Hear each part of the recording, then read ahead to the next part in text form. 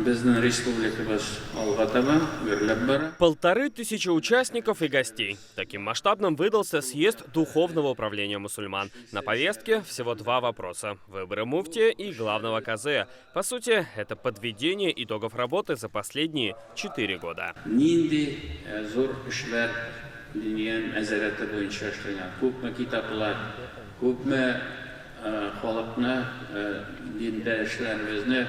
Оқыту мәсьәләләренә кертү.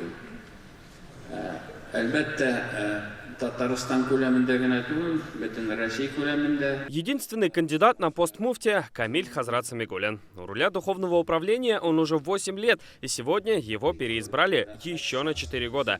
Единогласно.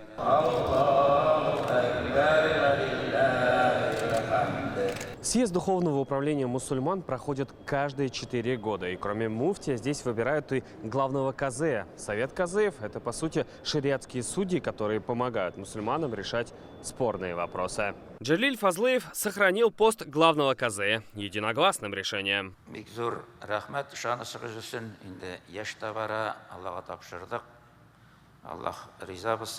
Сразу после избрания пресс-конференция. И в первом интервью муфтия речь сразу заходит о развитии. Большие серьезные задачи, они не ставятся на короткий срок.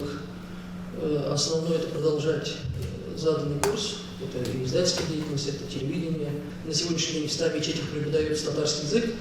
Есть онлайн-медресе, но теперь для русскоязычных нужно создать программу, чтобы обучиться татарскому языку. И неважно, где бы ты ни находился. То есть это одно из направлений образования. Только за последние 4 года открылись Булгарская исламская академия, 78 мечетей, первая татарская онлайн-медресе. Подготовлено 9 учебников, переведены в цифровой формат труды татарских богословов, развитие исламского образования и науки, сохранение мусульманских традиций и татарского языка в приоритете у Духовного управления. Появление Булгарской академии дает возможность говорить о том, что все ступени религиозного образования, в принципе, и в России, и в Татарстане уже выстроены.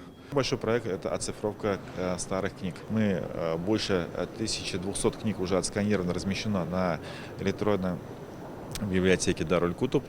Сейчас вот мы подписали договор с Казанским федеральным университетом, а у них около 30 тысяч рукописей. Большое внимание и к коронаведению. Издание «Дум» получило сразу несколько положительных заключений. Камиль Хазрат был признан мировым сообществом, то есть учеными мирового уровня, экспертом по коронапечатанию. Каждый год каждую колонию муфти Камиль Хазрат Самигуль лично посещает, общается с верующими. Рецидив среди наших заключенных, которые посещают наши мечети, 3%. Впереди у мусульман республики 2 больших события. Уже в следующем году Россия отметит 1100-летие со дня принятия ислама в Волжской Булгарии, и в Казани начнется строительство соборной мечети. И к ним Дум подходит с опытной и проверенной на деле командой.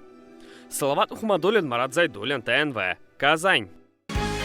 Закажи рекламу на ТНВ. Телефон в Казани 5 705 100.